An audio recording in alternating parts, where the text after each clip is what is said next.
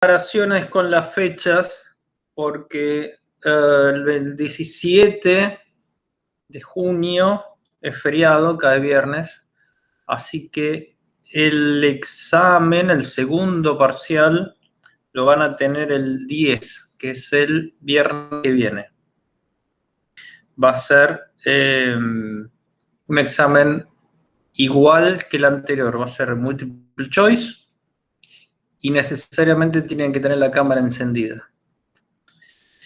Después el 17 es feriado y el viernes siguiente, que es el 24, va a ser los recuperatorios de ambos y va a ser presencial. Así que bueno, ¿alguna duda con lo respecto a los exámenes? Con lo cual hoy es la última clase, ¿sí? ¿Dudas? Asumo que no. ¿Qué temas entran todos?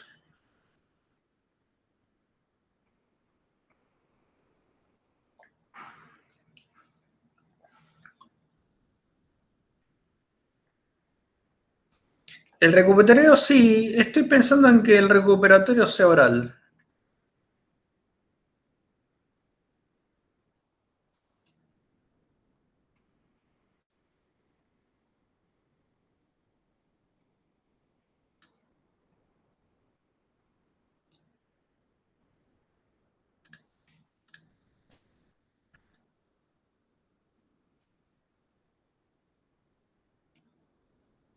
No, va a haber un recuperatorio para la primera parte, lo que corresponde al primer parcial, y un segundo recuperatorio para lo que corresponde a la segunda parte, ¿sí?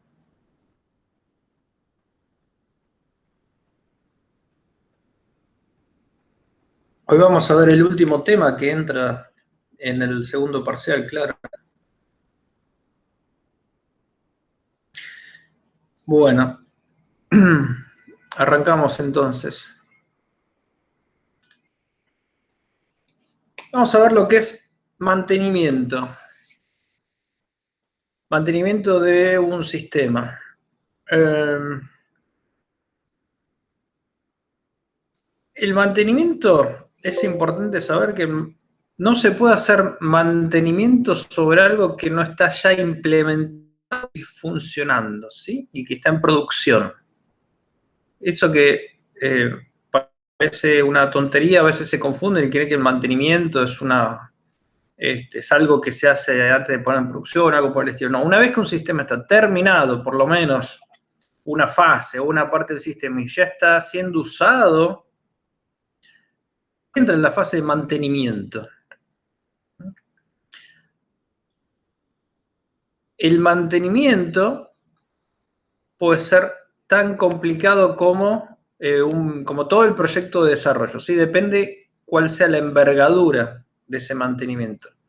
Y el mantenimiento se clasifica en tres tipos. Hay más clasificaciones, pero hay tres tipos básicos, que es correctivo, adaptativo y perfectivo. Ahora vamos a ver qué es cada uno.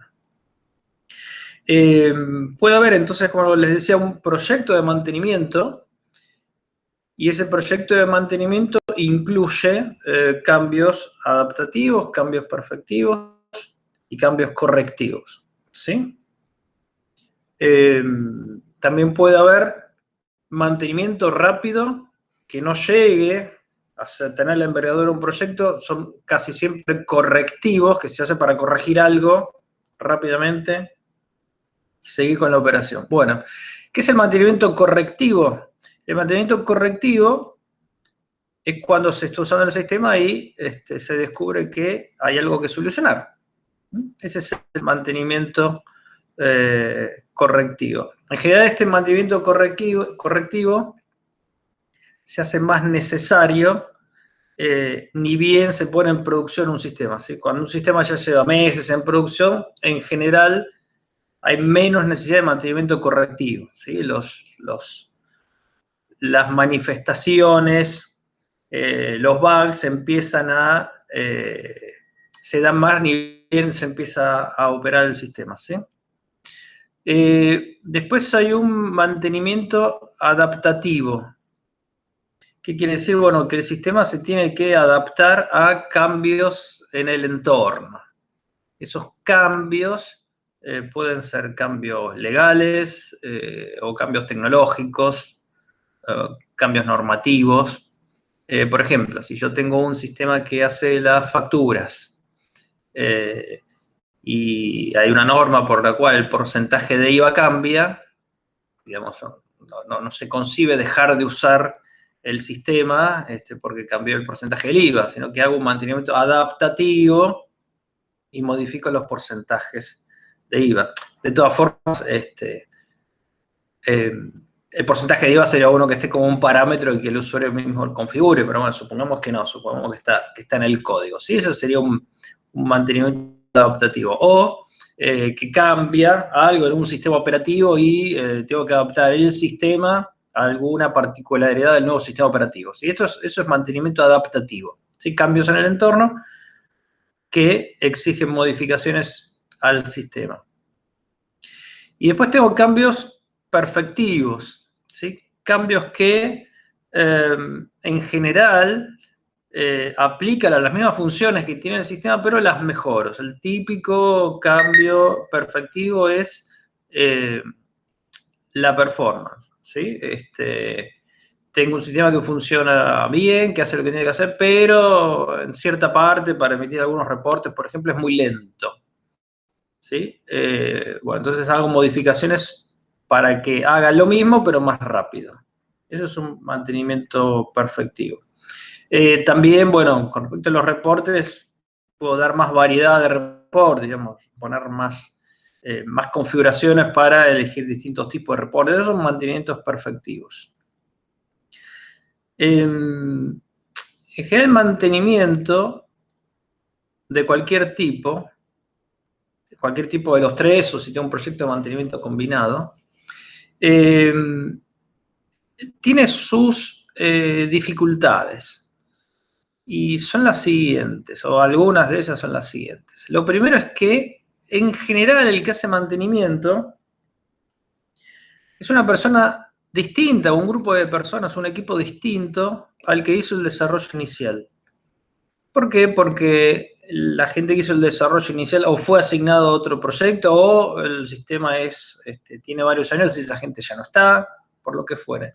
Con lo cual, es una dificultad agarrar código, documentación de otra persona o lo que haya disponible, entenderlo y mantener el sistema, ¿sí? El segundo de los problemas es que muchas veces nos encontramos con que eso no está disponible, ¿sí? Tenemos el código, en general está el código, pero a veces no. Vamos a ver en un rato qué hacemos en esos casos o qué se podría hacer. Pero a veces no hay documentación, o la documentación que hay es poca, o la documentación está desactualizada. Ustedes se van a encontrar con que tienen una documentación inicial que hizo por el equipo de desarrollo inicial y después el mantenimiento lleva años, puede un sistema llevar años en mantenimiento y esos proyectos de mantenimiento no actualizaron la documentación, con lo cual ustedes se encuentran documentación inicial que era correcta, pero en el mantenimiento no se actualizó la documentación, con lo cual la documentación está desactualizada. Cuando les decía que el mantenimiento puede llegar a ser un proyecto es porque si es extenso tienen que actualizar, si no a veces empezar de cero, lo que es la documentación de diseño, de arquitectura, etcétera, etcétera, ¿sí? Eso pensando en los futuros equipos de mantenimiento que vendrán. Otra de las dificultades que tiene el mantenimiento es que a veces es considerada una tarea menor. Mucha gente cree que, bueno, que mantener un sistema es menos importante que crear un sistema desde cero, ¿sí? Un sistema nuevo. Y en último lugar, el que encuentro también es las preferencias. Muchos de nosotros preferimos empezar un sistema nuevo de cero antes que meternos a entender un sistema que no hicimos nosotros, y que si tuviéramos tiempo lo haríamos muy distinto a cómo está hecho, ¿no? ¿Dudas hasta acá? A ver en el chat, o abran el micrófono. ¿Alguna duda? ¿Se escucha? Sí, acá tengo una pregunta. Sí, el mantenimiento puede implicar nuevas funcionalidades. Estas nuevas funcionalidades, en general, se dan cuando hablamos de mantenimiento adaptativo, ¿sí? A veces perfectivo también. Cuando hablamos de correctivo, no. Cuando hablamos de correctivo es corregir lo que ya está, ¿sí? Mudar la tecnología, el lenguaje, un sistema es adaptativo. Si esa necesidad es por un cambio en el entorno, sí, ahora cambiar un lenguaje completamente, casi como recodificarlo, ¿no? Parece más una reingeniería eso, que ahora vamos a ver, otro de los puntos que vamos a ver es reingeniería. Profe, ¿a ningún Sí. sistema operativo también puede ser un nivel de mantenimiento? Actualizar el sistema operativo, a ver, si nosotros hicimos un sistema, ese sistema corre sobre un sistema operativo que debe ser actualizado, y hay alguna característica del sistema operativo que no permite que mi sistema funcione con la nueva versión, sí, es un mantenimiento adaptativo sobre el sistema, no sobre el sistema operativo, ¿sí? ¿Se entiende? Hola, ¿me hizo la pregunta? Sí, se entiende.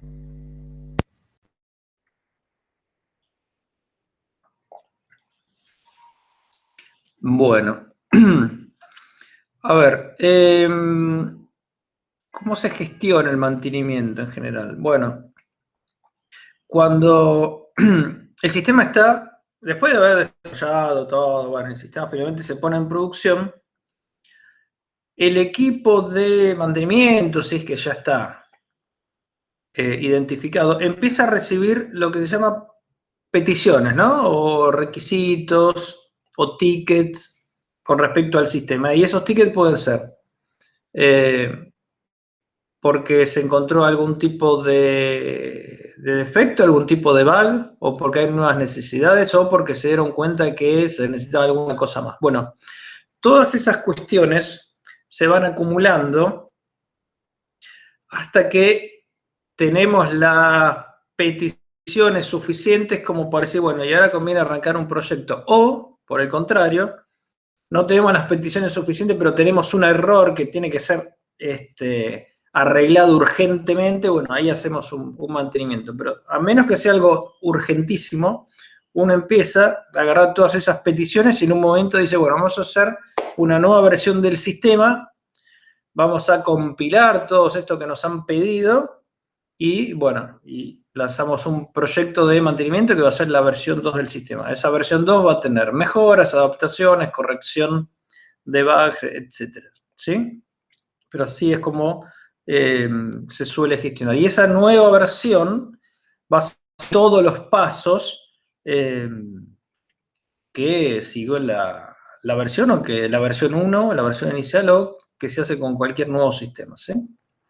Bueno, por todo esto, digamos, la tarea de mantenimiento no es una tarea menor, ¿no? Bueno, hay dos temas que quería mencionar que están relacionados también con el mantenimiento, con sistemas que ya están funcionando. El primero es el concepto de ingeniería inversa. O sea, ¿qué es inversa? Invertir algo es la ingeniería que va de atrás para adelante, ¿no? ¿Qué quiere decir eso? Bueno, ustedes vieron que la ingeniería normal va de una abstracción, ¿sí? De que es un requisito, una abstracción, gráficos abstractos, se va refinando hasta que se genera el código. Después del código se compila, se logra lo que es el sistema objeto y se ejecuta, ¿sí? Bueno, la ingeniería inversa es lo mismo, pero para atrás, es decir, parto del archivo objeto y ahí me las tengo que arreglar, si puedo, para obtener cuál es la codificación de ese sistema y después, en base a eso, cuáles eran o deberían haber sido los documentos. ¿Y esto para qué se hace? Bueno, porque hay veces que nos encontramos para hacer un mantenimiento y ese sistema, a veces ni siquiera está el código, tenemos solo el objeto que se ejecuta, ¿sí? Había una, en ANSYS hace mucho tiempo, para el año 2000, bueno, para el año 2000 había todo un tema que por el tema de las fechas se sospechaba que muchos sistemas, muchos programas podían fallar, ¿no? En ANSYS había un programa hecho en Assembler que manejaba unas fechas y nadie tenía ni siquiera el fuente, era un programa que tenía como 30 años, ¿no? Y bueno, resultado que fueron a buscar al programador que ya estaba jubilado hacía como 10 años para que les actualice el programa, ¿no? Y les dejó el código fuente que no sé si se había perdido.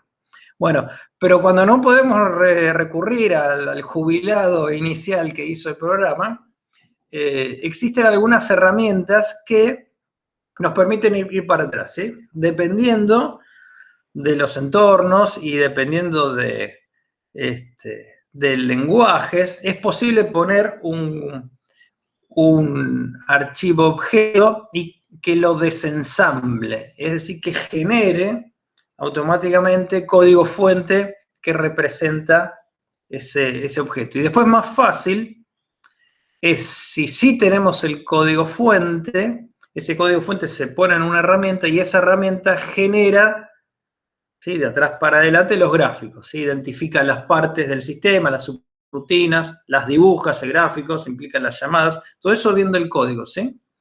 ¿Y eso para qué? Bueno, a veces necesitamos eso, hacer esa ingeniería inversa, para obtener algún tipo de abstracción de documentación para después sí iniciar un mantenimiento, ¿sí? Bueno, eso es la ingeniería inversa. Por supuesto, si se siguieran todas las buenas prácticas de nuestra profesión, la ingeniería inversa no sería necesaria. Denme unos segundos que me está entrando el sol en la cara, ¿sí?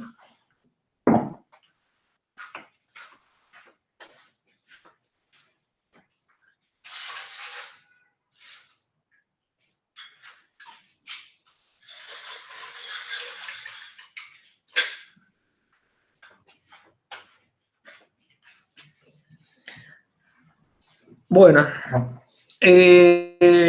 ¿dudas con la ingeniería inversa?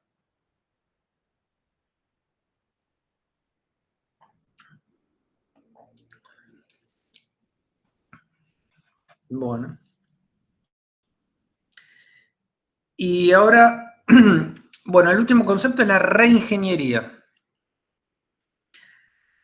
La reingeniería significa, bueno, rehacer el sistema o una buena parte del sistema. ¿Y por qué debería hacer esto? Bueno, hay veces que los cambios que necesita un sistema son muchos, el lenguaje en que está hecho tal vez no lo soporte, ¿sí?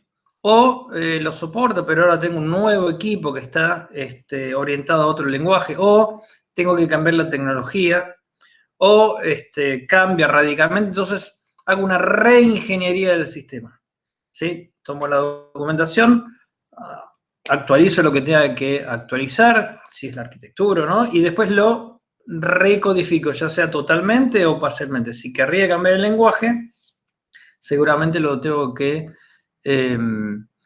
recodificar todo, ¿sí? A veces quiero cambiar ciertas partes, recuerden, se puede hacer reingeniería de ciertas partes del sistema. Y eso genera una nueva versión del sistema, pero totalmente distinta, ¿sí? Eso es hacer una reingeniería del sistema.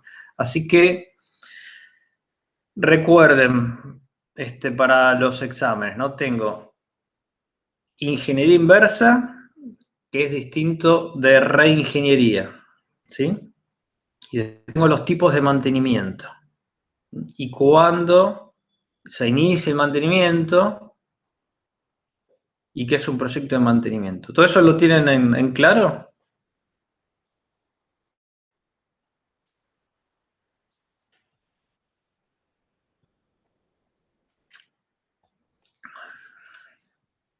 Bueno, bien. Bueno, eso fue la clase teórica de hoy y la última. Así que yo les diría que si tienen preguntas me las hagan ahora, antes de que llegue Pablo. Y si no tienen preguntas de esta clase o de cualquier otra, ¿sí? Sí, mantenimiento perfectivo. ¿Qué es? ¿Es un título? ¿Dudas de mantenimiento perfectivo, Alejo Herrera?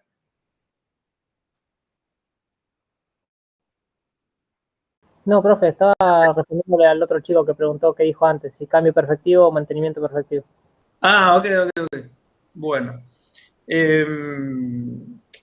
La última clase es la del recuperatorio. Sí, el 24, como dije al principio. Bueno, entonces, si no hay preguntas, les pido que ahora por el chat me manden, como siempre, nombre, apellido y DNI como para registrar la asistencia. Y ahora en un momento más se conecta Pablo, ¿sí? Profe, una pregunta. En el adaptativo, ¿cuenta cómo pasar de...? Porque hay algunas versiones que solamente es para computadoras y mayormente para celulares tienen los dos, pero me encontré algunas veces que solamente se puede por celular. ¿Eso es un mantenimiento adaptativo? ¿Que se pueda por los dos medios?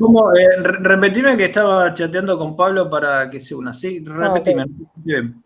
Que a veces me encontré con sistemas que solamente se pueden encontrar, que se pueden acceder desde celulares y otros que solamente desde computadoras. ¿El mantenimiento adaptativo sería también para que se pueda por los dos medios, el mismo sistema? Sí, generalmente un sistema ahora más que nada requerimos que sea responsive, ¿no? O responsivo, es un anglicismo. ¿Qué quiere decir que un sistema sea responsivo, ¿no? Ese término horrible. Es que el sistema que generalmente empezó por web, generalmente empezó vía web, también lo puede ejecutar por teléfono, ¿sí? Y alguien dirá, bueno, pero ejecuto el browser del teléfono y se ejecuta el sistema. Sí, claro, se ejecuta el sistema, pero no es lo mismo una pantalla grande de tu compu o notebook que la del celular. Entonces, en vez de andar scrolleando ridículamente en el celular, lo que se hace es que sea responsive. ¿Qué significa eso? Que el sistema se adapte al tamaño de la pantalla del celular, ¿sí? Y por supuesto, como tenemos infinita variedad de celulares, pantallas y sistemas operativos en cada uno de los celulares, a veces el hacer un sistema responsivo no es tan fácil.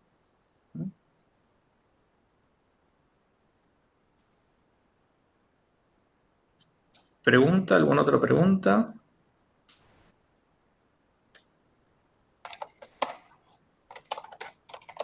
Profe, Sí. ¿del formato del final se tiene decidido algo o no se sabe nada todavía? El formato del final, ¿a qué te referís con el formato? Como digo, si va a ser oral, va a ser pregunta a Sí, desarrollar. va a ser oral. El final va a ser oral. O sea, va a ser consulta de algún tema y explicarlo. Sí, una pregunta y explicarlo, o pasar al pizarrón y dibujar algo. Sí.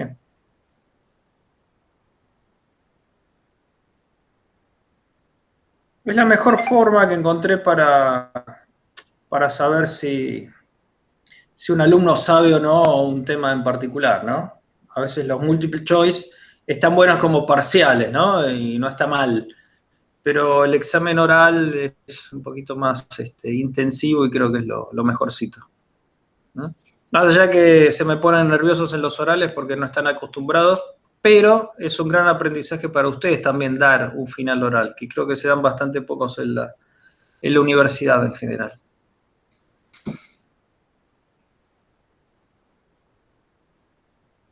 Bueno, si no hay preguntas, yo me desconecto y en un ratito se conecta Pablo, ¿sí? Sí, alguien una pregunta más. Para aprobar la cursada serían aprobar los dos parciales con 4 más, estar en clase y los TPs, y eso ya está, o ¿cómo? Para aprobar la cursada tenés que aprobar los dos parciales con 6 o más, hacer el TP o aprobar los recuperatorios, hacer el TP, y ahí estás en condiciones para dar final. Está listo, gracias. Cierran el TP también, ¿no? Si cierran el TP no van a estar en la lista de los que pueden dar finales, ¿sí? Eso no, son detalles, ¿no?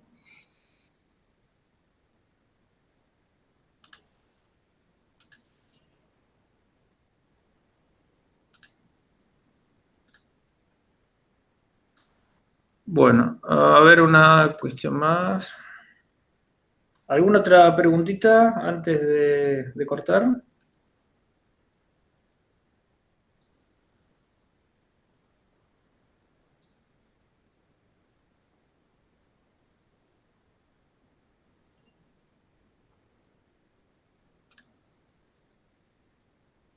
¿En el final se incluyen contenido de los TP o solo el material teórico? No, en el final va todo. En el final va todo. Entonces, con menos de 6 vas a recuperatorio, sí. Esto lo aclaré ya hace tiempo.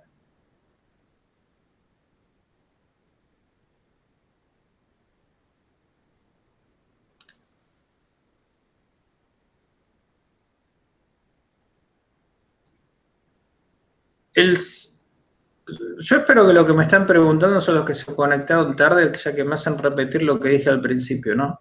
Sí, el segundo parcial es el viernes que viene y es en la misma modalidad que el anterior. Es virtual y con la cámara encendida, ¿sí? Hoy. Permítame que hoy no repita más eso, ¿sí?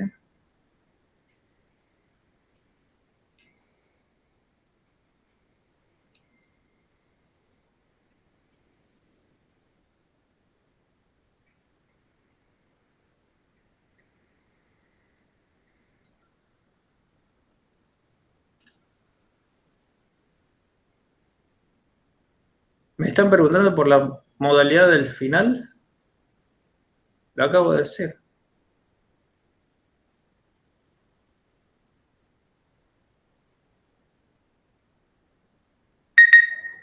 Bueno, a ver si está... Ajá.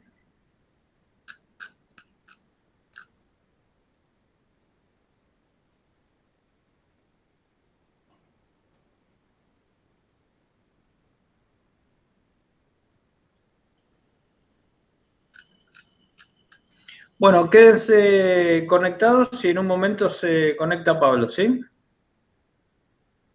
Les mando un saludo y nos vemos el viernes entonces.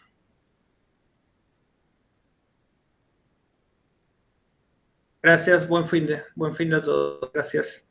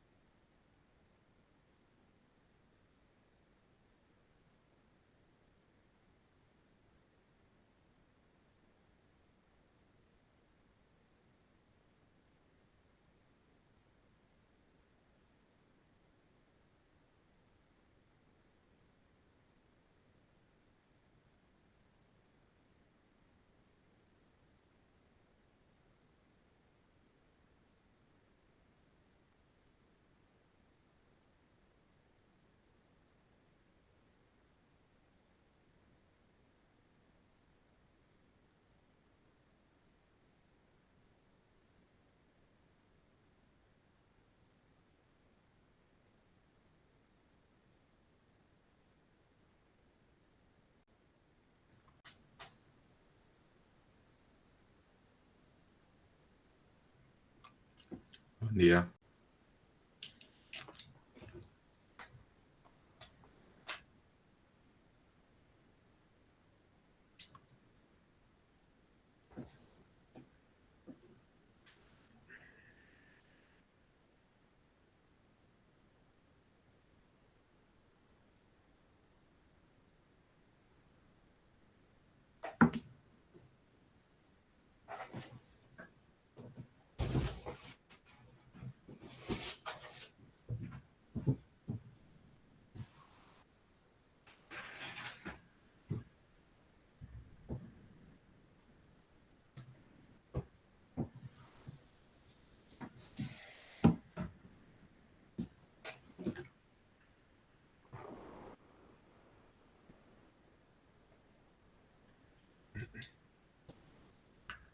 Bueno, como les comentó Eduardo, seguramente esta va a ser la última clase.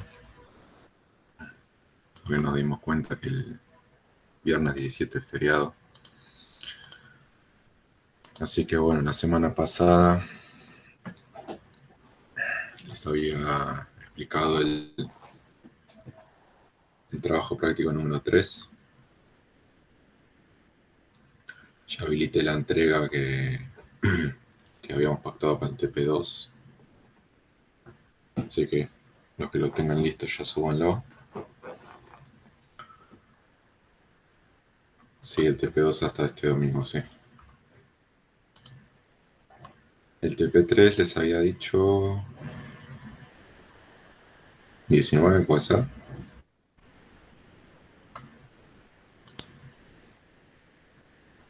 Sí. Bueno, ese lo subo ahora en un rato.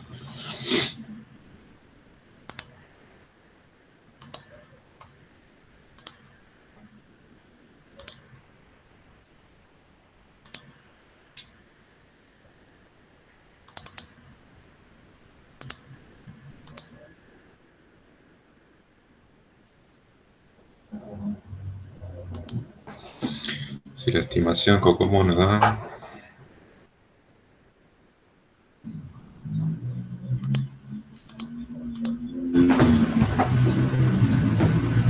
eh, fíjate que estés haciendo la estimación final con Cocomo, no.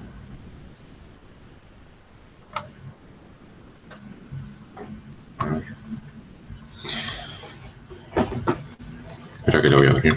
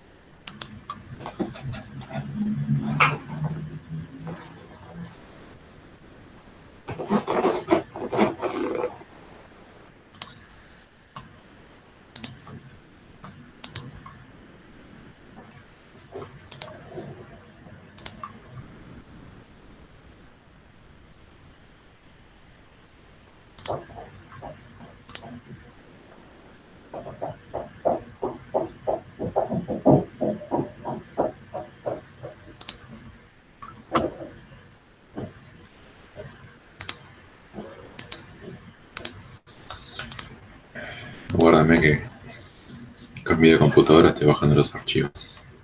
Les comparto pantalla.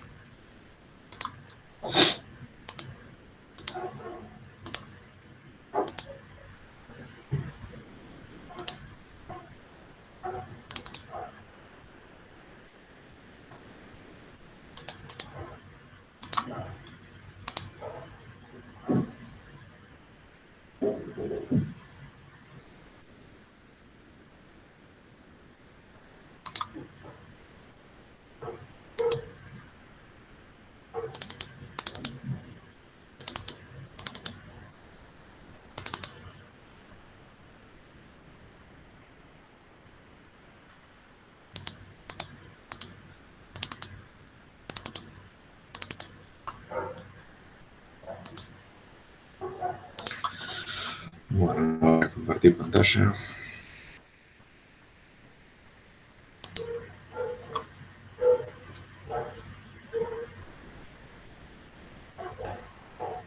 Ahí ven la pantalla, ¿no?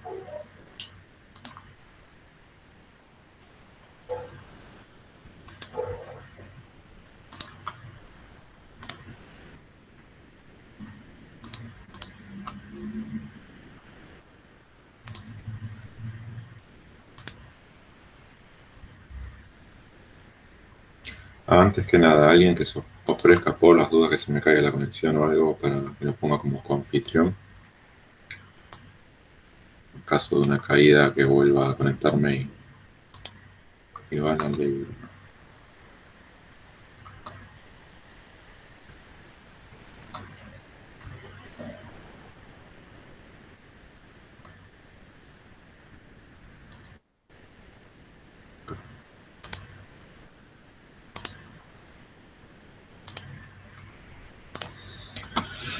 Bueno, este era el TP2, como ya habíamos visto muchas veces. Punto 1, puntos de función, pues línea de código, estimación de esfuerzo con persona mes, con COCOMO 2. El modelo que les pido es el diseño temprano de los 3 que tiene COCOMO.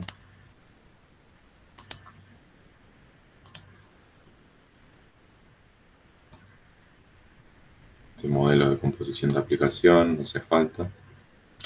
Modelo de diseño temprano, este es.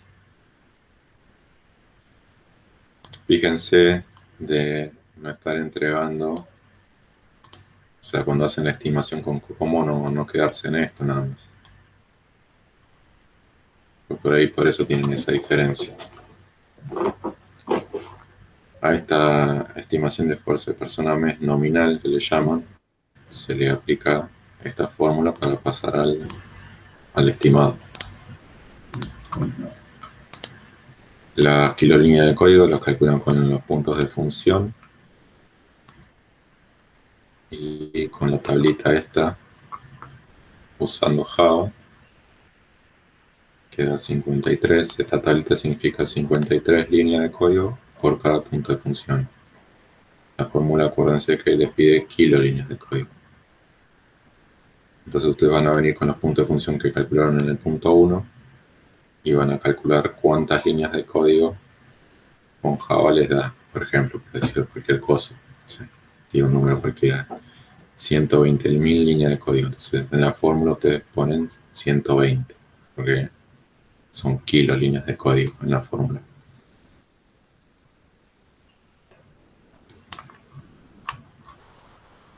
El otro modelo de COCOMO 2 es post-arquitectura. Cambió un poco las tablas más que nada, pero bueno, este no lo pido. Lo único que pido es este, diseño temprano.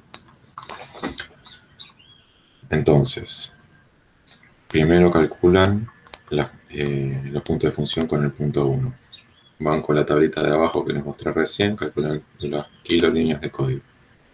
Esto lo tienen que elevar a la variable b y multiplicarlo por a. A es una constante, es este 2,94. Y b lo calculan con esta fórmula de acá. Esto es constante y sumatoria de J1 a 5. ¿Qué es esto en la tablita que está por abajo? B, si ven, B es el factor de escala exponencial de escala. Toma en cuenta las características relacionadas con las economías y 10 economías de escala producidas cuando un proyecto de software incrementa su tamaño. Si se fijan, esta no es la tabla, porque tiene 1, 2, 3, 4, 5, 6, 7. 7 factores. Esta es la tablita que van a usar para esta fórmula, cuando ya tienen el nominal. La productoria de esa tablita que está acá abajo. La que tienen que buscar es la que tiene 5 factores. Que es medio confuso en el documento esto porque está medio tirado abajo de todo. Factor de exponencial de escala, como decía ahí cuando explicaba qué significaba B. Acá tienen la fórmula de vuelta, de cómo sacar B. Y acá abajo Veamos. Acá abajo está la tablita. 1, 2, 3, 4, 5. Estos son los 5 factores de escala definidos por Bohm.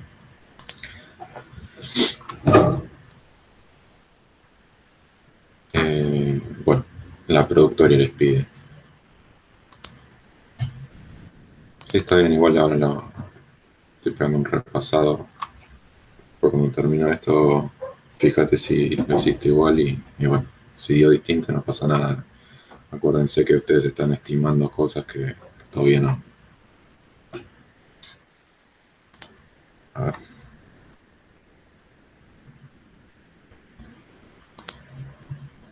En uno te dio 23 y en el otro 39. No pasa nada. Ya te digo. Están estimando muy por arriba, sin experiencia, proyectos previos, sin nada. Es obvio que los números que van a poner van a ser un poco distantes. Tampoco es tan distinto. Fíjate que tiene una variación de un 40% más o menos, margen de error. Igualmente recuerden que los puntos caso de uso es para la estimación. ¿Con cuál te dio 23 y con cuál te dio 39? ¿Cuál te dio con COCOMO? ¿Y cuál con puntos caso de uso?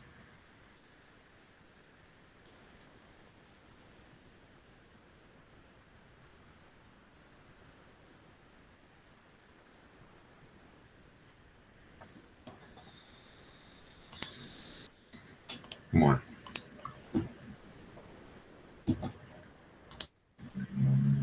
Sí, está bien, igual no es tanto. Una cosa es si te hubiese dado 23 y el otro 140. Pues de esos 5 factores habría que elegir uno y sumarlo. No. Pues, si elijo normal, tengo que sumar los valores de la columna normal también. No. Acá lo que les dice, vamos a ver esto.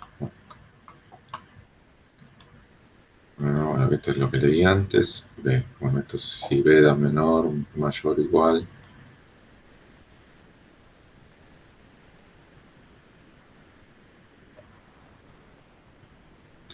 Acá.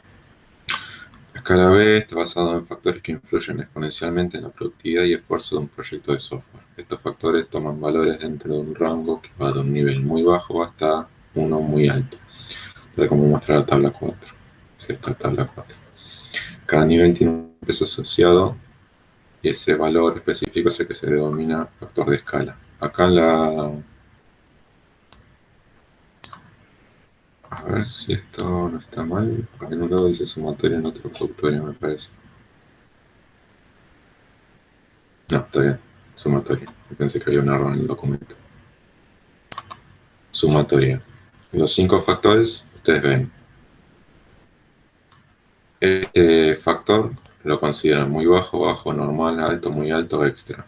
No sé, muy alto. Listo, seleccionan este. Este valor, la descripción de esto está arriba. Ahora después lo vemos si quieren, pero bueno. Por ejemplo, acá este valor toman este. Listo. Después toman este y toman este. Bueno, lo que le pide la fórmula es la sumatoria. Suman esto, más esto, y así con los que fueron eligiendo. Esos 5 factores van sumados.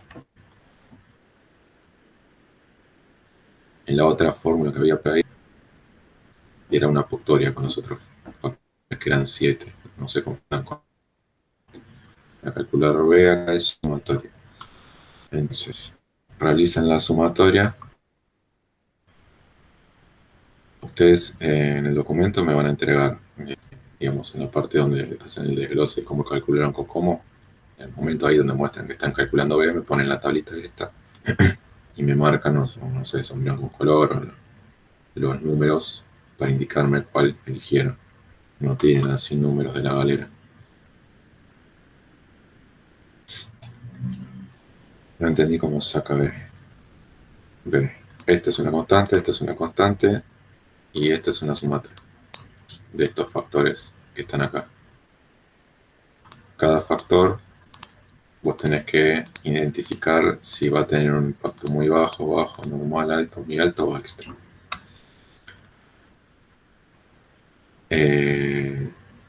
Eligen en cada uno de los factores cuál es el impacto y después hacen la sumatoria de esos impactos que eligieron. Y eso les va a dar un número. O sea, 2,48 más 4 más 2, listo. Les va a dar, no sé, 7,23, por decir una cosa.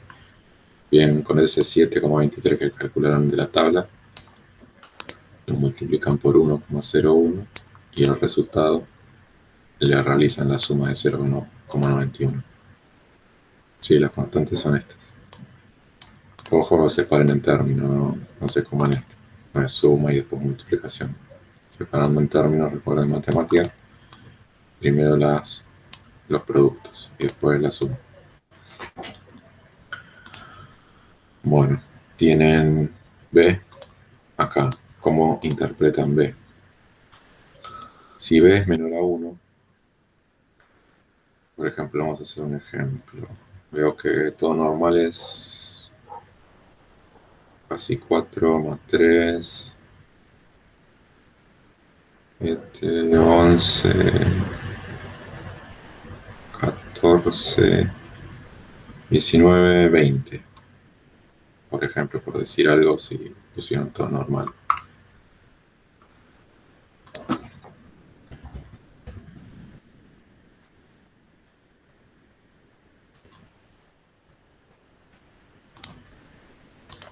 Entonces, con una sumatoria que les da 20, entonces sería 20 por 1,01 más 0,91.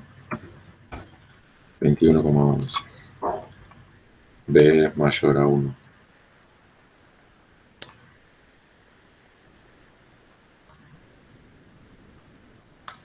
A ver si encuentro dónde explicar estos factores que era flex. Está arriba.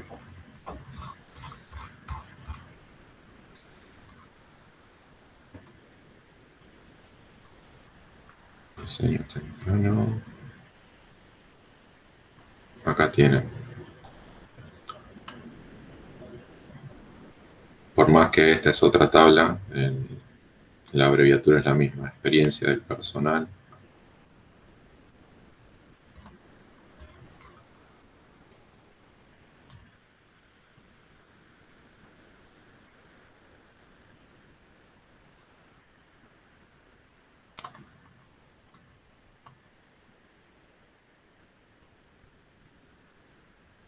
Acá está, acá abajo de la tabla está. ¿Qué es PREC? Precedencia PREC. IFLEX. El factor de precedencia PREC toma en cuenta el grado de experiencia previa en relación al producto a desarrollar, tanto en aspectos organizacionales como en el conocimiento del software y hardware a utilizar. Entonces, listo, PREC. La descripción. Si es muy bajo, significa que es completamente sin precedentes. Nadie trabajó en un software similar. Y si PREC es extra, o sea, 0, es completamente familiar. Es un software, una aplicación que ya vienen trabajando hace mucho, etc. Completamente conocido, muy desconocido. Entonces, acá ven que de esta forma va variando el valor de la sumatoria, porque si, por ejemplo, fuese todo muy familiar, 0 más 0 más 0 más 0 más 0, todo, ningún problema tenés en ningún lado, todo ideal, cosa que no existe, ¿no? En la fórmula, esto sería 0 por esto, 0, más 0,91, B tendría un valor de 0,91, o sea, menor a 1. Si fuese ese el caso, es un producto, es decir, si un producto aumenta el doble de su tamaño, el esfuerzo del proyecto es menos del doble. Esto significa que la productividad del proceso de desarrollo de software incrementa a medida que aumenta el tamaño del proyecto. Es un caso ideal. que prácticamente nunca existe. Lo que quiere decir es que cuanto más grande es el tamaño del proyecto, mayor productividad hay en el desarrollo de software.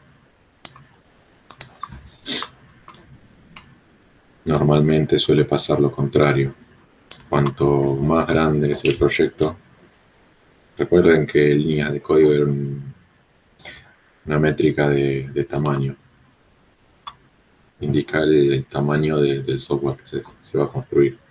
Cuanto más grande es el tamaño del software, implica que el software es más complejo y esa complejidad lleva a que hayan otros procesos que intervienen y hacen que sea más complejo de terminar y una disminución en la productividad. Eso es lo que van a ver normalmente. Bueno, tienen B, ya calcularon B. Sigamos con los otros factores, a ver qué dice. Flex, ¿qué es flex? Este de acá. Considera el nivel de exigencia en el cumplimiento de los requerimientos preestablecidos, plazos de tiempo y especificación de interfaz. Pues tienen RSL. Factor involucra aspectos relacionados al conocimiento de los ítems de riesgo crítico y el modo de abordado dentro del proyecto. Cohesión del equipo, team. Factor de escala denominado cohesión del equipo tiene en cuenta las dificultades de sincronización entre los participantes del proyecto, usuarios, clientes, desarrolladores, etc. Estas dificultades pueden surgir por diferencias culturales, dificultades de conciliación de objetivos, etc.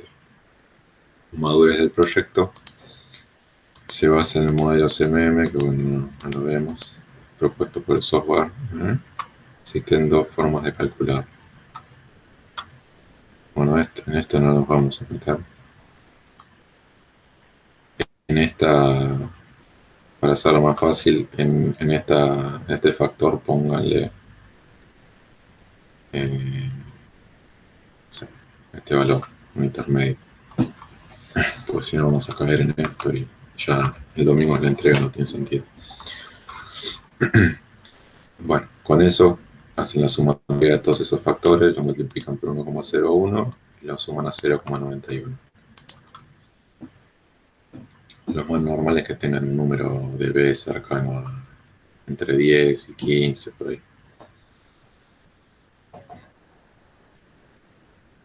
Bueno, volvemos para arriba donde estaba el modelo temprano.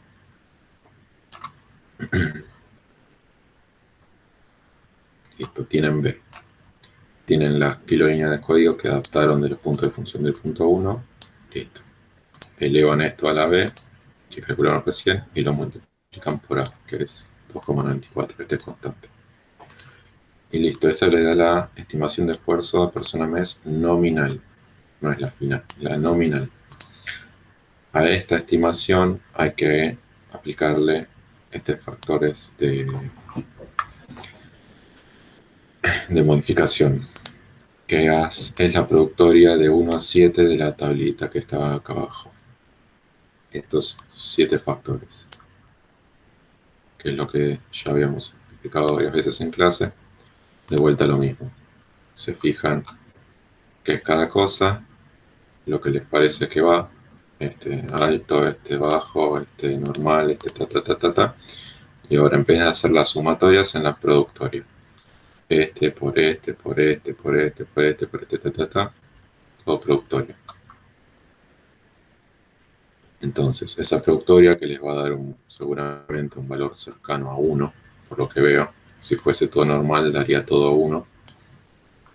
Y bueno, más o menos contemplando que hay valores que se alejan, otros que se achican, les va a dar entre 0,75 y 1,25, una cosa así, normalmente. Estoy tirando números al aire, ustedes hagan la cuenta y les va a dar por los valores que veo. Ese número que calcularon de la tablita recién lo multiplican por la estimación nominal y les da la persona mes estimada. Una estimación de esfuerzo. Porque veo el chat.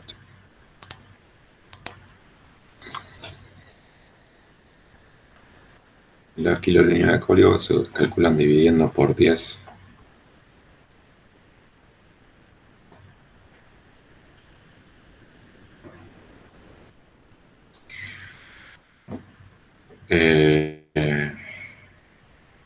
Depende de qué modelo usas. Acá hagan lo que les dije.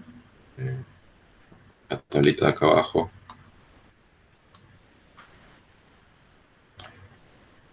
Ponen Java. Tírenme a ver algún valor real que les haya dado, real entre comillas, de líneas de código. Perdón, de puntos de función que les haya dado el punto 1. Tiren los valores, no importa si a uno le da 20, el otro 500. O sea, ahora tírenme valores como para sacar un promedio.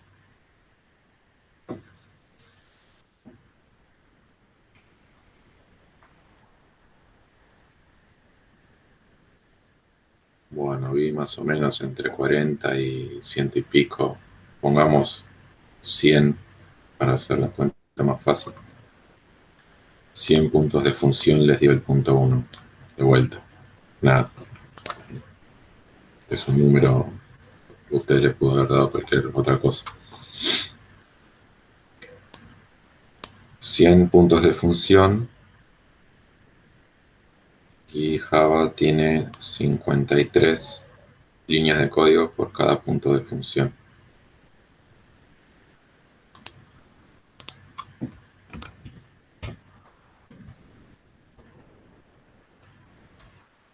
Cada línea de código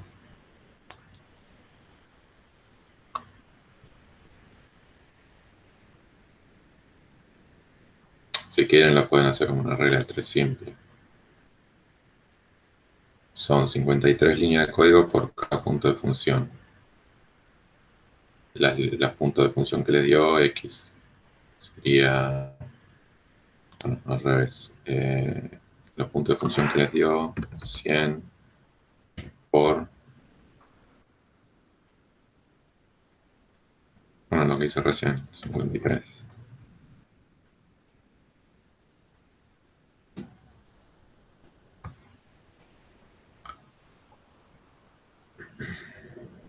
Estas son las líneas de código. Bueno, ahí en la fórmula le pide en kilolíneas de código. Ustedes tendrían que poner 5,3.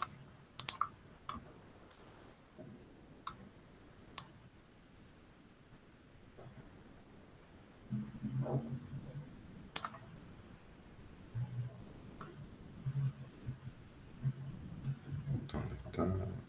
Acá.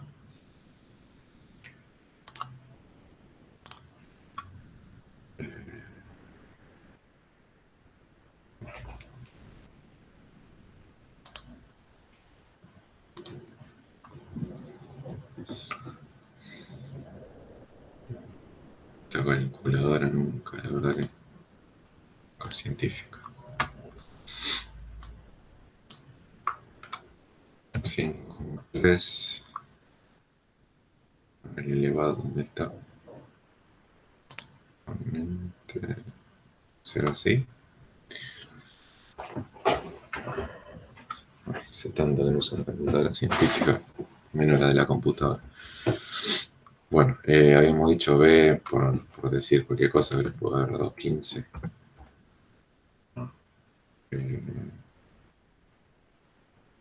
No me da muy alto, no debe ser esta la cuenta.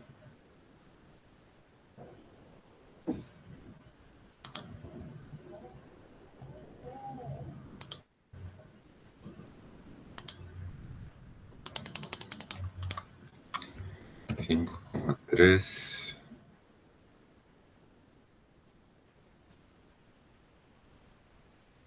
Bueno, si alguno tiene la calculadora científica, digo, la verdad que esta no lo usé nunca así como calculadora científica, la de la computadora. 5,3 elevado a la 15.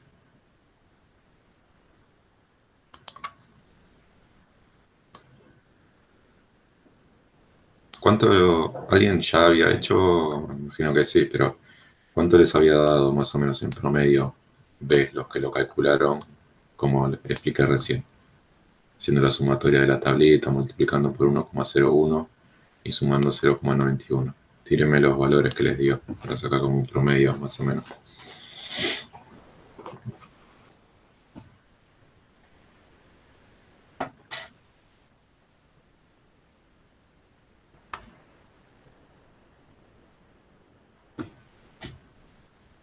Nadie calculó B.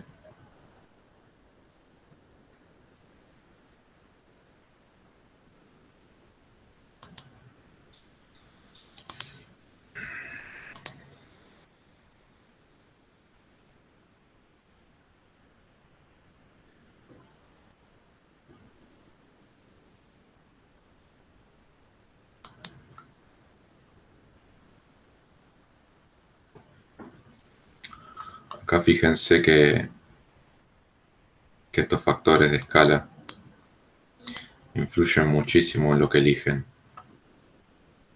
porque termina siendo una sumatoria. Esto les puede dar, no sé, 1 o 15, por decir cualquier cosa. Eso les cambia todo demasiado. Fíjense, si acá les da 1, por decir cualquier cosa, multiplicar por 1,01, más o menos lo mismo te queda. Sumarle a 0,91 te da 1,91, aproximadamente, o 2. Si este número les dio, no sé, 8, es 8 más 0,91 más o menos 9. Significa que, dependiendo de la tablita esa nada más, les va a estar variando este valor, que elevan un montón, porque fíjense que acá, no sé, les dio, qué sé yo, 10, 15, 20 kilolíneas de código, lo que les haya dado. Elevado a la 2 es una cosa, elevado a la 15 es completamente otra. Así que fíjense cómo impacta el cálculo de B ahí.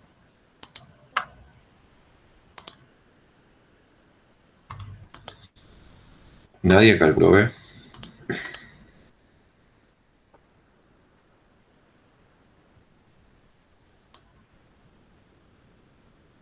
Bueno, métanle, pues la entrega es el domingo, muchachos.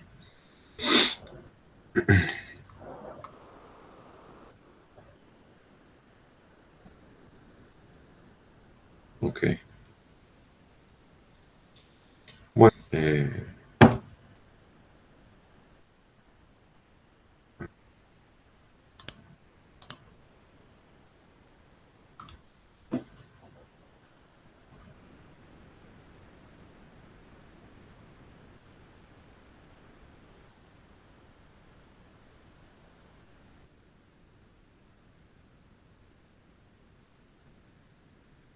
4 semanas por mes, un máximo de 48 horas de trabajo. Me sido 192 horas por mes. Ahora vamos al otro.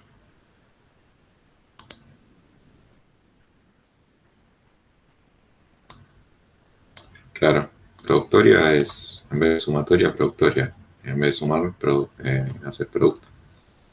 Este por este, por este, por este, por este, por este, por este, te da un valor cercano a 1 va a ser.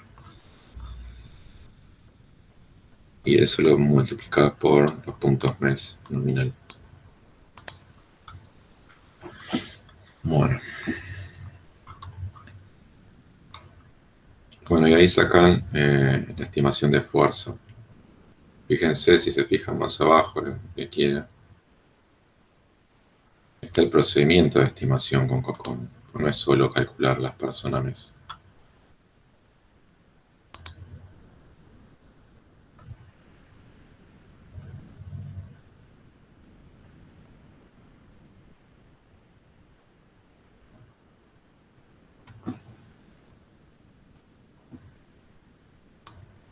Fíjense más o menos. Bueno, esto es porque hay una aplicación de COCOMO del año del Hopo que les entrega esta tablita. Les entrega esto así: esfuerzo estimado, 31. Les entrega la productividad, el tiempo de desarrollo. Esa es otra cosa también. Porque ustedes están calculando esfuerzo, personas mes. El tiempo de desarrollo, como lo calcula de otra manera, no como hacen con los puntos caso uso. Pero bueno, quedémonos con eso, con la parte de COCOMO con la que calculan el esfuerzo. Bueno, ¿alguna pregunta de la parte de COCOMO?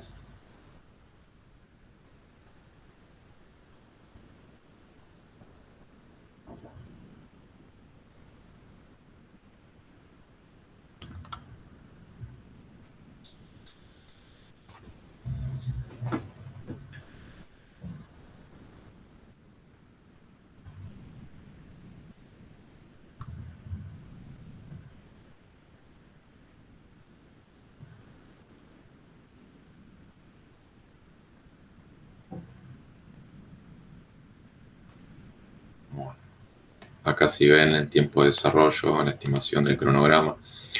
Con esto estiman con más detalle y sin tanta zaraza el Gantt del TP1. Porque estiman el tiempo de desarrollo, gracias a la estimación de esfuerzo que calcularon, a la B que ya calcularon y otro factor de por acá, les da el tiempo de desarrollo. Pero bueno, dejémoslo ahí, el que quiera estudiarlo en profundidad está acá bien explicado.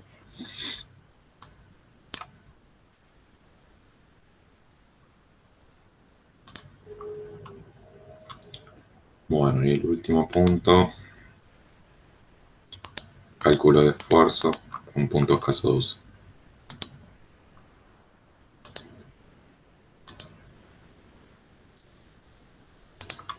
Esto obviamente no lo voy a explicar de vuelta, vamos a ir sin muy problema de la fórmula de los puntos caso de uso.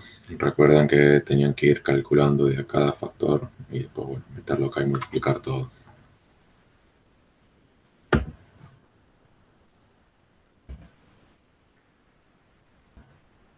El primer factor que calculan es este, los pesos sin ajustar. Hacen la sumatoria de los pesos multiplicado por los casos de cada uno. Lo mismo con el otro factor.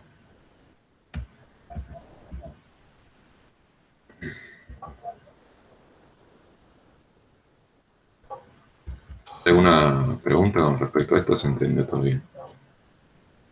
Más allá de la pregunta que surgió hace unos minutos. Esto, bueno, si ven acá ya lo modifiqué. El tema del factor de complejidad ambiental. En los casos de los factores que son negativos, el peso es negativo. Le agregué la explicación. En caso de peso negativo, valor 1 es un fuerte impacto positivo para el proyecto. Y valor 5 es fuerte impacto negativo para el proyecto.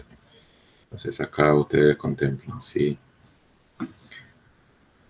el impacto en referencia a eso, si es muy positivo o si es muy negativo.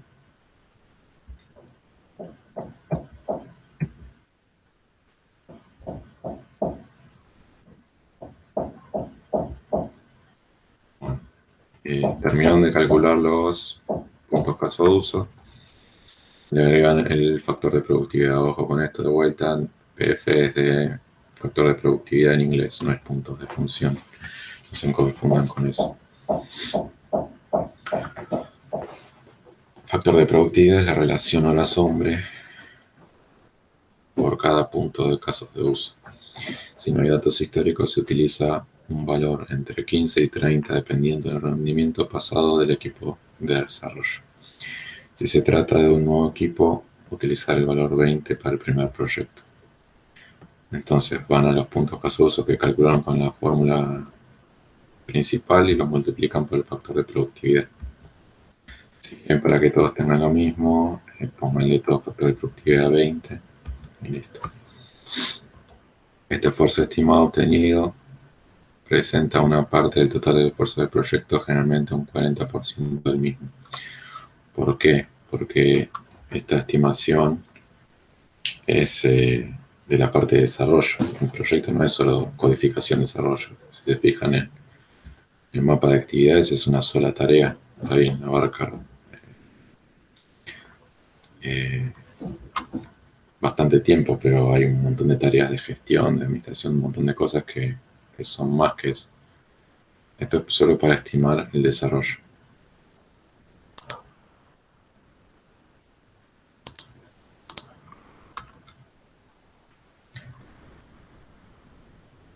Sí, este es el resultado que les pide comparar.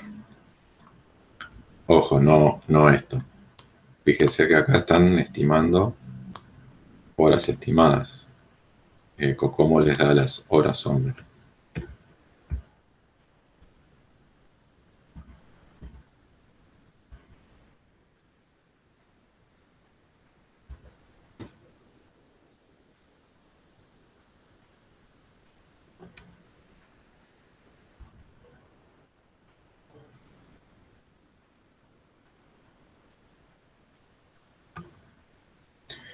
Esto es medio confuso lo que está acá.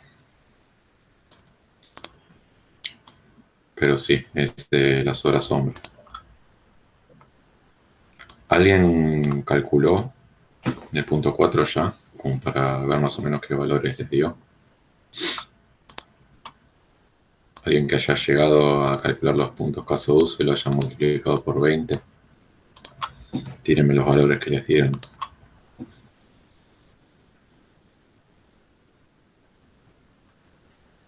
$1.500.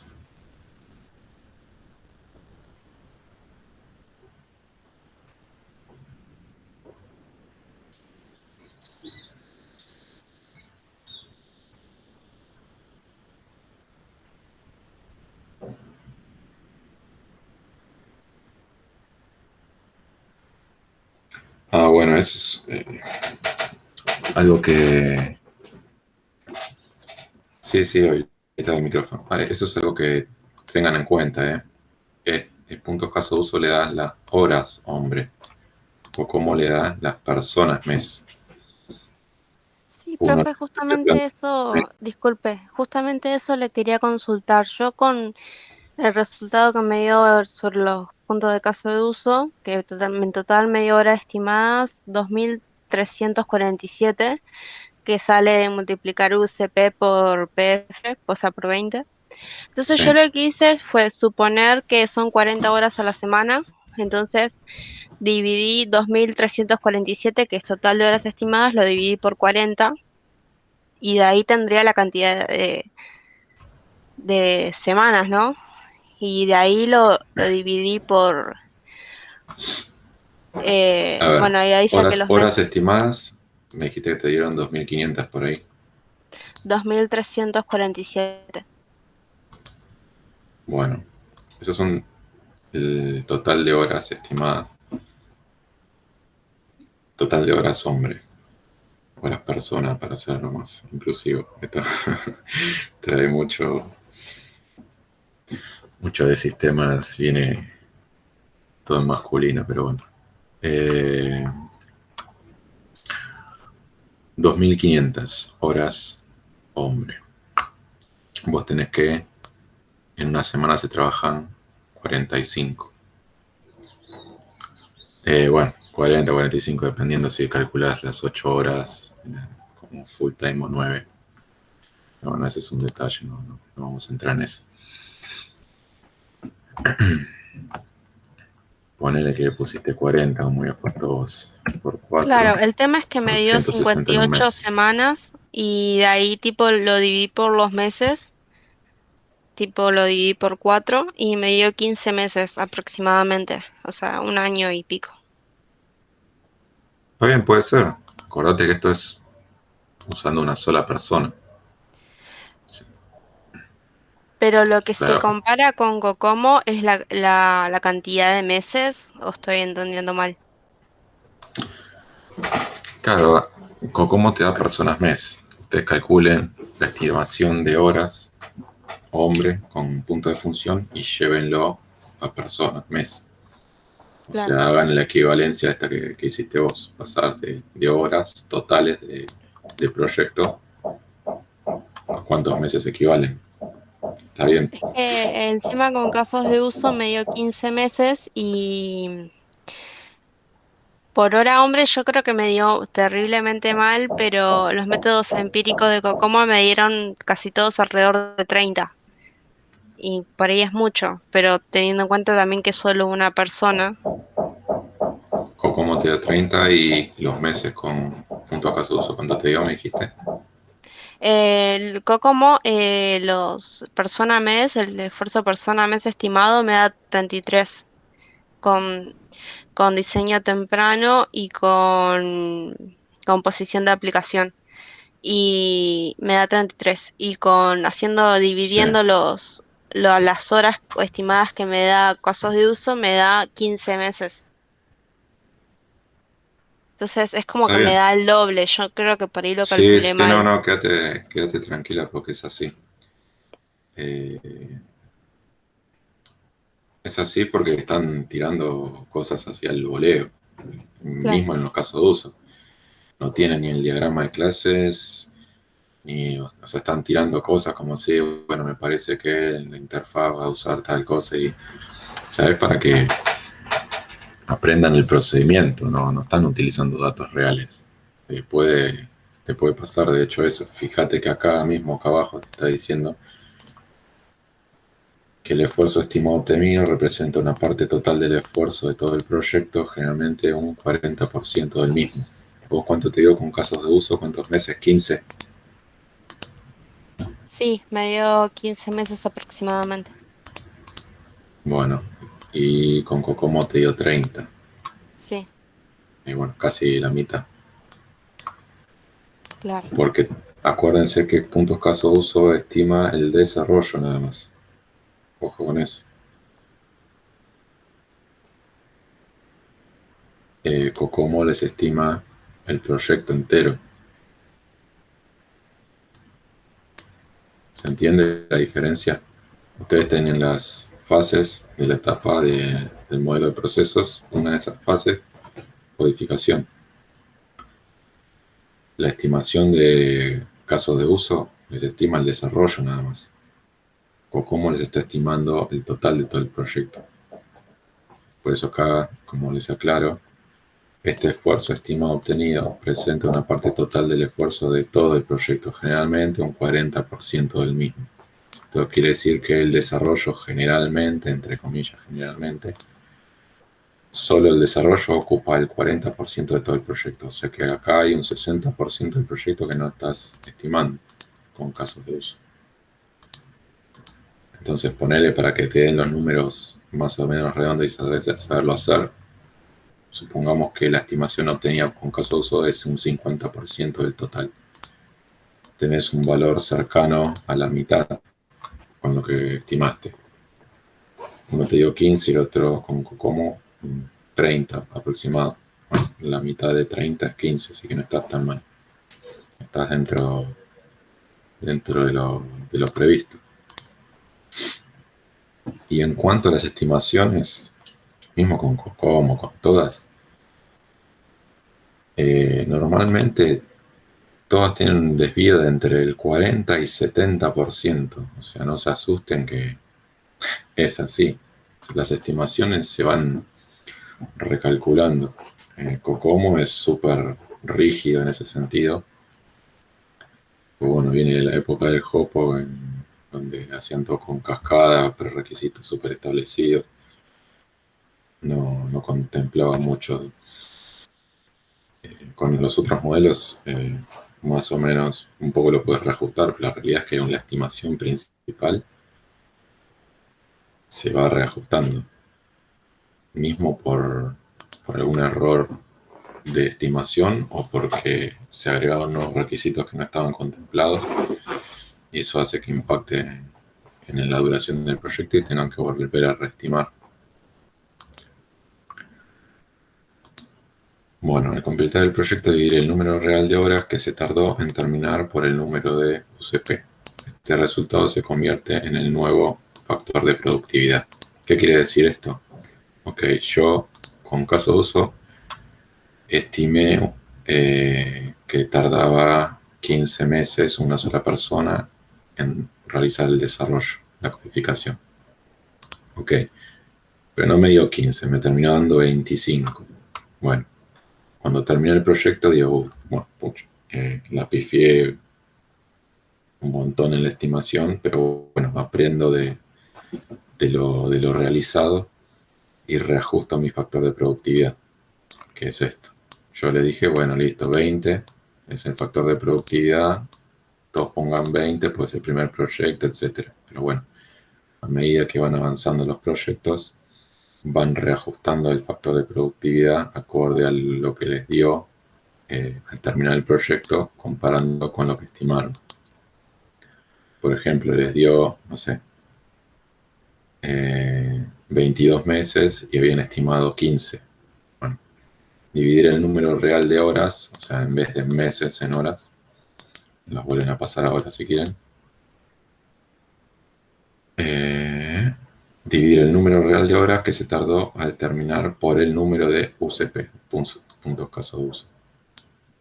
O sea, es pasar esto dividiendo. y les da el nuevo factor de productividad. ¿Se entiende esto?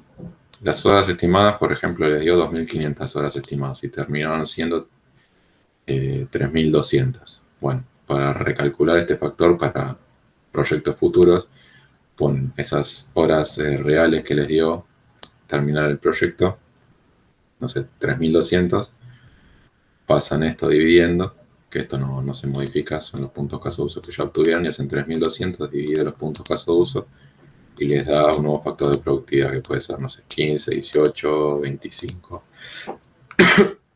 etc. Entonces, con esa retroalimentación van adaptando dependiendo de la productividad del equipo de trabajo. En el caso de este, bueno, es una sola persona, ustedes readaptan su propia productividad. Esta estimación no se desvía del 30%.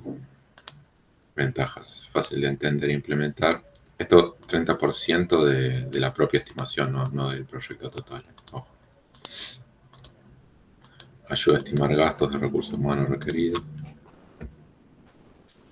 Solo se puede utilizar cuando se utiliza el paradigma orientado a objetos. Es recomendado cuando se trabaja con un ciclo de vida iterativo incremental.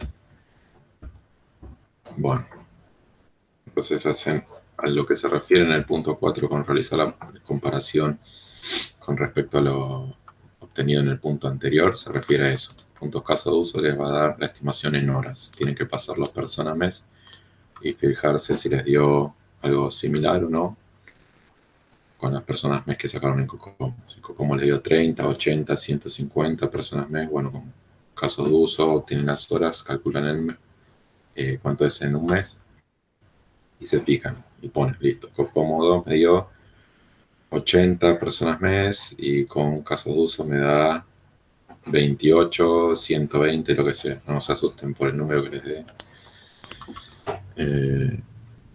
Yo lo que evalúo es que hayan realizado bien el procedimiento, no el valor en sí, porque el valor depende de qué factores consideren en cada tableta y eso no les pido en ningún momento justificar qué ponen en cada cosa.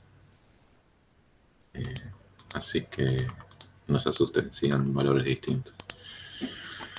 Bueno, TTP, la fecha de entrega, veo que están todos medio en tarlipes, pero bueno, ya está, va a ser. Bastante tiempo tuvieron. Se entrega el 5 y el TP3 de interfaces de usuario el 19. Vamos a ver medio por arriba lo de interfaz de usuario que ya explicamos la semana pasada en el aula.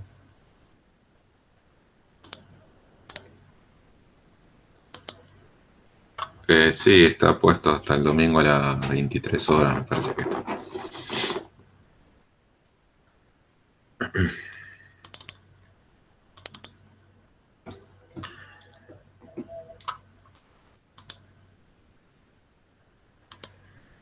Me hubiese gustado mostrarle alguna herramienta para diseño de interfaz reales, pero la verdad que cada vez menos.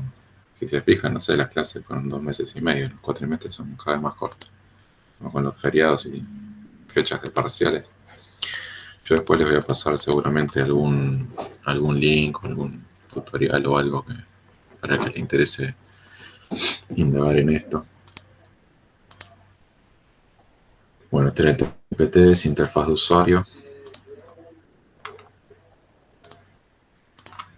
A ver si tengo algún TP viejo.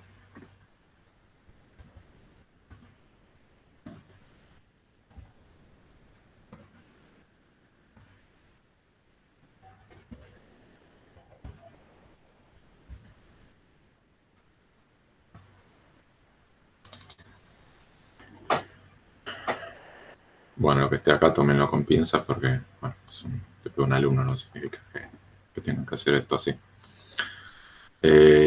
Esto, bueno, es de 2019, en ese momento solo se pedía que expliquen con palabras la interfaz.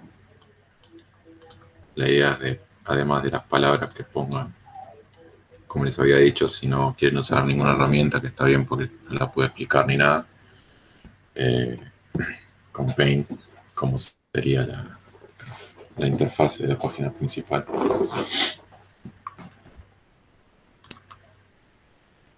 Ejercicio 1. Pensando en interfaz de usuario, establezca para cada escenario los requerimientos de información de usuario, salidas y formatos en el que será presentada esta información. Los requerimientos de información del sistema, entradas en los formatos y validación. Esto, por más que les parezca así como raro explicar qué es lo que se tiene que ver y todo, se explica así, es como si tienen el análisis de requisitos para hacer una codificación.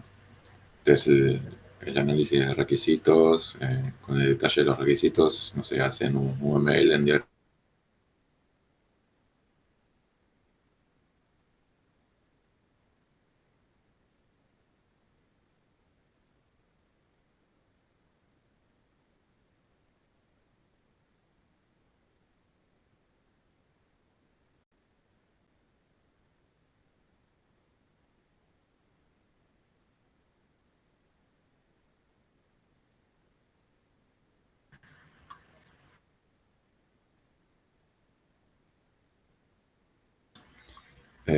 ¿Me pasas el anfitrión, por favor?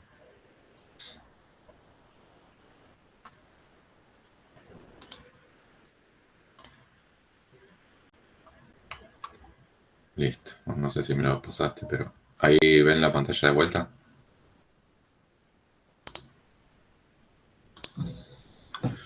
Bueno. Ejercicio 1, ven. Tienen que hacer una descripción de los escenarios. Un escenario. El usuario quiere registrarse, loguearse en la página para poder utilizar el sistema. Imagínense como si fuese un caso de uso de lo que venían haciendo antes. Un caso de uso de requerimiento para codificar, para desarrollar, bueno, pero de interfaz visual, interfaz de usuario. Lo que va a ver el usuario del sistema. Dependiendo de la aplicación que van a hacer, si es una aplicación para usuarios finales, personas de carne y hueso, o una aplicación que va a ser consumida como un servicio por otra aplicación, bueno, el usuario significa una cosa u otra. Un usuario puede ser otro sistema o una persona humana. Bueno, se quiere registrar o loguear para poder utilizar el sistema. Salidas. El usuario deberá poder llegar a la pantalla de registro desde el inicio. Se indica en formato de texto qué información requiere cada campo de la pantalla de registro, o sea, un formulario para completar el registro. Al completar el registro se debe notificar al usuario que todo salió correctamente. Ven esta descripción en palabras. Ese sería como si fuese un caso de uso. Si se acuerdan el diagrama de secuencia de UML que vieron en Ingeniería de Software 1, donde mostraba las distintas clases que interactuaban en un diagrama de clase a través de llamadas a métodos, funciones en ese caso, porque en Ingeniería de Software 1 creo que todavía no implementan objetos, pero también funciones, métodos, dependiendo del paradigma donde estén trabajando. Tenía una clase, le envía un mensaje a otra clase, esa otra clase le envía un mensaje a otra clase. Imagínense que es como un diagrama de secuencia de la interfaz. Es la secuencia de trabajo y de cosas que va haciendo el sistema en cuanto a qué es lo que le muestra al usuario.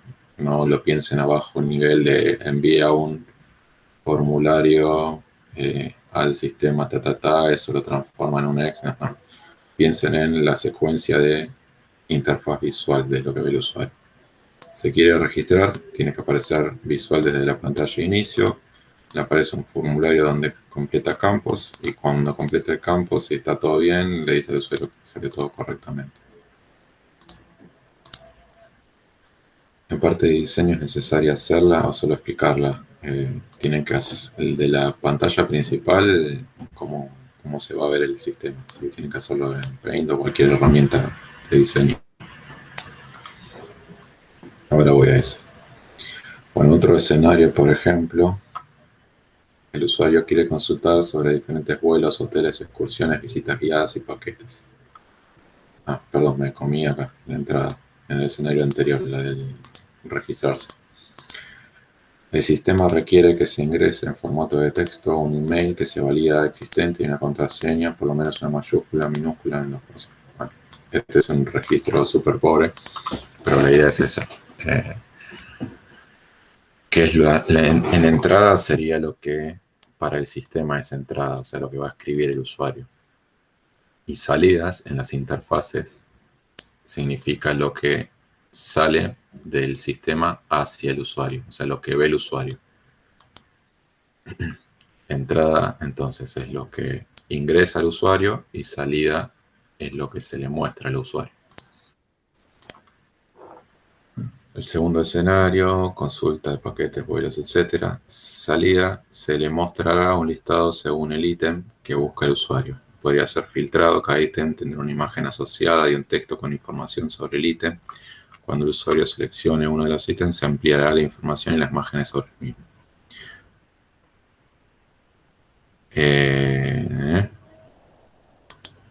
Entrada. El sistema podrá recibir formatos de texto, origen, destino, fecha, habitaciones para filtrar la búsqueda del usuario.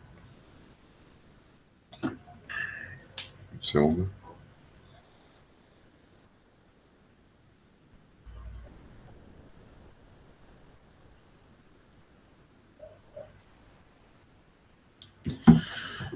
Bueno, otro escenario, no sé, el usuario quiere reservar, pagar vuelos.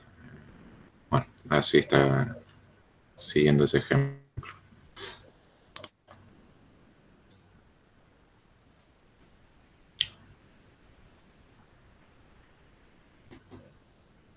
Creo que el punto 3, el que tenían que hacer en Paint o la herramienta que sea, creo que era el punto 3, ahora lo vemos. Pero acá esta parte es, así como lo vieron recién, requerimiento de información, un requerimiento de interfaz escrito. Esto háganse de cuenta que el analista funcional, por decirlo de alguna manera, va al cliente y le dice, bueno, a ver, ¿qué quieres que haga tu aplicación? Bueno, sí, quiero que mi aplicación permita registrarse, loguearse, que me gustaría que aparezcan imágenes en lo que sea. Bueno, todo eso que va capturando el analista funcional lo pasa a palabras y después se lleva al equipo de desarrollo que interpreta esas palabras en codificación o bueno, en diseño de interfaz en este caso. Ejercicio 2. Determine los distintos tipos de usuarios que tendrá el sistema. Las entradas son solo las del cliente. Sí.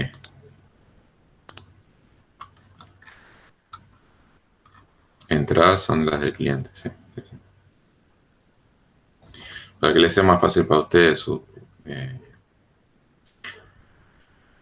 piensen en el usuario como una persona, más allá de que su aplicación pueda tener consumo por... Pero bueno, eso no tendrían que poner en la interfaz de usuario, así que no importa. Sí, la entrada es todo lo que ingresa el cliente. Determine los distintos tipos de usuario que tendrá el sistema junto con sus responsabilidades y niveles de acceso. Esto tienen dos formas de hacerlo dependiendo del tipo de aplicación que hagan. En este caso, como va a ser una aplicación utilizada por personas humanas, los diferentes tipos de usuarios que puede tener el sistema se refiere a, bueno, mi aplicación va a tener un usuario de tipo, no sé, consumidor, o sea, un usuario final. Pueden tener un usuario administrador que administre las páginas, pueden tener esos distintos tipos de usuarios se refiere. Si lo que van a hacer es una aplicación, a ver, ¿dónde está? 2. Acá es otra clasificación que mucho no me gusta, esto no lo tengo mucho en cuenta. categoriza a los usuarios en cuanto al uso que le dan a la aplicación. Pero bueno, eso es más un tema de marketing para redirigir propagandas o ofrecer cosas. Pero bueno, no se refería a esto el ejercicio. Ustedes pongan usuario final y administrador. Ya con esos dos van a estar bien. Las responsabilidades de cada uno y el nivel de acceso. Bueno, el usuario final, nivel de acceso, nada, o sea, lectura. Responsabilidades, nada, realizar compras, reservas, búsqueda, etc. El usuario administrador, nivel de acceso total. Bueno, por decir una cosa, en realidad hay más tipos de usuarios, no es solo un usuario administrador y el otro de lectura. Hay intermedios, pueden haber usuarios que son editores, que son los que editan lo que se ve en la página, por ejemplo, que trabajan con el frontend. Esos, todos los que tienen permiso para editar una página no tienen permiso de administrador total. No suele ser así, hay más clasificaciones, así que piensen en eso: usuario final, editor y administrador. Y la responsabilidad que tiene cada uno. Ejercicio 3. De acuerdo a lo realizado en los puntos anteriores, establezca una interfaz de usuario que sea necesaria, detallando el diseño de cada una. Establezca la navegación, pantalla, requerimientos de texto gráfico. Bueno, como ven acá, como antes, se solía pedir ese mismo detalle, o sea, explicar lo que se vería en la página. Interfaz inicial. Tendrá el botón de registro inicio en la esquina derecha. Si ya se ha iniciado sesión, se reemplaza por un botón de cierre de sesión y otro para ver las reservas de usuario. Abajo tendrá las pestañas de vuelo, hoteles, excursiones, etc. Todo este detalle. Pero, ¿qué pasa? Si ustedes ponen, yo como les pido ya directamente que hagan el paint, ese detalle no me lo tienen que explicar, porque ya estoy viendo que el botón de login está arriba a la derecha, que y etc. Así que esta sería la descripción. Igual esto no está mal, este es un paso previo a lo que van a entregar ustedes. ¿Por qué? Porque alguien realizó este análisis funcional de cómo quiere el cliente que se vea su página inicial. Entonces esto existe en la realidad. Alguien escribió esto. Ustedes con eso escrito van a realizar el diseño de la interfaz con Paint o de vuelta la herramienta que quieran. Pero bueno, internamente esto lo van a tener que por lo menos pensar. No sé si lo quieren escribir o no lo escribir, pero esto es una realidad.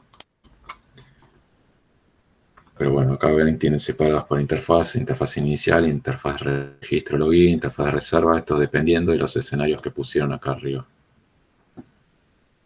Un escenario de registro, loguearse, compra de vuelos, etc. Esos escenarios impactan en el tipo de interfaz que van a detallar y a presentar en el ejercicio 3. Y en el ejercicio 4, defina error y formatos. En cada escenario que tengan, van a aparecer mensajes de error y el formato en el que aparece. En el escenario 1, por ejemplo, era para registrarse. Bueno, puede estar registrando caracteres inválidos en el usuario, un mail que no corresponde, no sé, le pifió, no le puso la arroba. Eso van a ser diferentes errores. Si ustedes, cualquiera de ustedes que haya llenado un formulario web en cualquier tipo de aplicación o página, cuando cargan el formulario y hay algún error, tienen normalmente dos formas de mostrar eso. Es con un texto abajo de cada campo que está mal, o abajo o arriba, donde sea, diciendo, bueno, el usuario debe contener una mayúscula, por lo menos una mayúscula, un número, etc. Como indicando ahí mismo en el campo, o no sé, en texto también, pero arriba de todo, todos los errores juntos. El usuario, formato incorrecto, la fecha ingresada es incorrecta. O sea, todo el resumen de errores arriba o abajo de cada campo individual que está mal. La otra forma de mostrar eso es con una ventana emergente o pop-up, como sería acá. Normalmente un buen diseño una carga de un formulario es que sea por texto, ahí mismo en el campo o arriba de todo. Siempre mejor en el mismo campo, la descripción del error es mucho mejor. Ustedes piénsenlo como usuarios, muy molesto el tipo de interfaces que te ponen todos los errores en los campos arriba de todo y vos tenés que ir viendo y buscando cuál estaba, o como mucho te ponen un iconito de error al costado del campo y vos tenés que ir arriba a buscar y ver qué es lo que pusiste mal. Bueno, si lo ponen abajo del campo es mucho más visual, mucho más amigable con el usuario. Ni hablar de un pop-up para un registro, una carga de un formulario es espantoso. Pero bueno, en otros casos sí está bien, entre comillas. Otro mensaje error, el email ingresado no existe, la contraseña no tiene una minúscula, Bueno, esto no pongan 25.000 mensajes del mismo tipo para la interfaz de registro, porque ya se entiende. O sea, todos los campos que pusieron en la interfaz de registro pueden fallar. Bueno, pongan algunos, los más interesantes, como estos que están acá, no pongan todos. Otro mensaje error, hubo un problema registrando el usuario, inténtelo de nuevo. No sé, algún tipo de error de sincronismo con la base de datos, algún tipo de cosa así que no llegó a cargarse. Bueno, el usuario tiene que saber que no se pudo registrar correctamente. Entonces ahí, bueno, lo que proponen acá es una ventana emergente para después de confirmar la interfaz de usuario, en la interfaz de registro, perdón. La tarjeta seleccionada no es válida, puede ser una ventana emergente o un texto, etcétera. Y así todos los mensajes de errores que les ocurran en las interfaces que desarrollaron y el formato en el que surge, texto o pop-up. Hay otros formatos, ahora no vamos a meter en ese. Bueno, esto es lo que había ya explicado la semana pasada del TP, pero bueno, viendo que todavía la mayoría ni siquiera terminó el TP2, me imaginé que el TP3 ni siquiera lo arrancaron, así que bueno, esta explicación por ahí les esclareció alguna duda que por ahí todavía ni siquiera tuvieron porque no se pusieron con esto, pero no hay más instancias, así que el TP2 termina la entrega este domingo y bueno, tienen 2 semanas para entregar este TP3. Las consultas que les surjan, bueno, van a ser por mail dentro de estas 2 semanas. No me consulten el mismo domingo de entrega porque olvídense. Sean claros con las consultas y en este TP que más que nada que son interfaces de usuario, no sé, pónganme captura de pantalla, algún tipo de cosas que dentro de la consulta, porque como es algo visual, no sé, es más difícil de explicar. Bueno, consultas, los usuarios, y eso como lo determinas vos, pero pone usuario, sí, usuario estándar, final, administrador o editor. Tienes esos 3 usuarios normalmente. En cualquier página web tienes el usuario que utiliza la aplicación, un usuario que edita lo que se ve y el usuario administrador que administra la aplicación. O sea, las cosas que no se ven no tienen que ver con la visual ni nada. Que normalmente es, por ejemplo, bueno, obviamente el registro y todo eso se hace automatizado, pero imagínense que el usuario administrador puede eliminar un usuario. Un usuario editor no puede eliminar un usuario, solo edita lo que se ve, le da aspecto, algún tipo de cosa, pero no tiene permiso sobre la administración de usuarios ni nada de eso. Entonces ahí tienen 3 roles de usuarios distintos.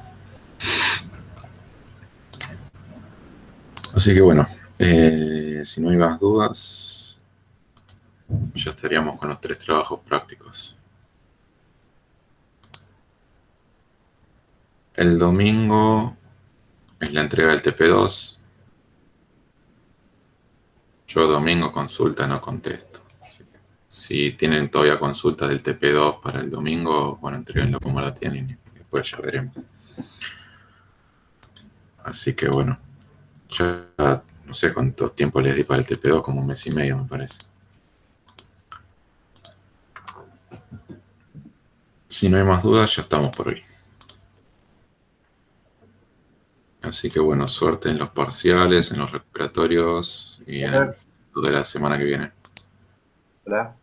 ¿Alguien habló? Sí. Le hago una consulta Sí. sobre las notas del TP. Sí. Esa es la consulta. Van a estar subidas al campus. Es aprobado o desaprobado, nada más. Bien. Se aprueba creo que con 40 sobre 100. Ya como les había comentado, no voy a poner ni 45 ni 70. Si está aprobado es 40 y si está desaprobado 20, no sé. No significa que si le puse... La nota sobre el último TP, entonces, no, el primero y el segundo. Cada TP tiene una nota individual. Ah, porque Eso, la del 1 no el que estaba. esté desaprobado lo tienen que reentregar. Claro, que preguntabas porque el de la 1 no estaba. O por lo menos yo no tengo. No llegué a corregirlos a todos. Todavía no están... así que sí, la semana esta que entra... Igual la semana que viene es feriado, pero bueno, ahí me voy a meter a pleno con las correcciones. Pero, ¿cuál es la fecha del segundo parcial que les dio? Fechas de parciales, recuperatorios, todo eso, yo no tengo idea. Todo eso se encarga Eduardo, me imagino que ya se las dijo. Si alguno la sabe, comenten acá por el chat si hay alguno medio perdido.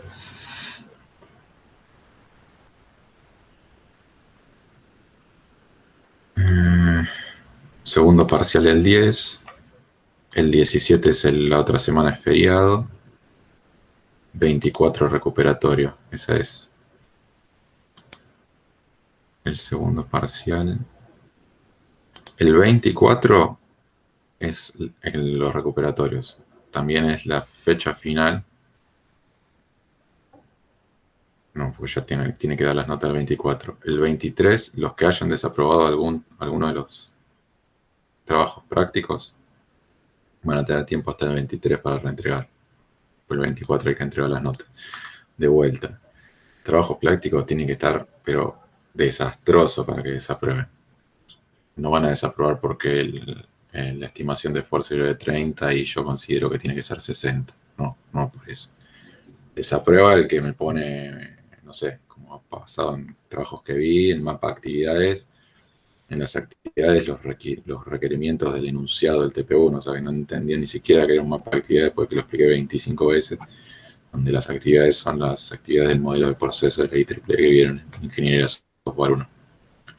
El que entrega algo así, por ejemplo, un mapa de actividad con requerimientos que inventó, puesto como actividad y marcado las crucecitas, bueno, listo, ese va a reentrega de una, ni lo sigo leyendo. Tiene que ser cosas así muy, muy groseras. Para que desaprueben, así que quédense tranquilos si están dentro del margen de lo ideal, y tampoco se pongan, si les pongo 40 o sea un 4, porque no me deja el campus poner aprobado o desaprobado, tiene solo método de correcciones con puntaje. Si no, hubiese puesto aprobado o desaprobado y listo, chao. Pero puede haber algún trabajo que esté excelente, esté todo perfecto y va a tener un 40 igual. Eso no les impacta en la nota final de la materia, porque la parte de trabajo práctico es aprobado, fin. Ya les digo porque ya veo por ahí alguna consulta.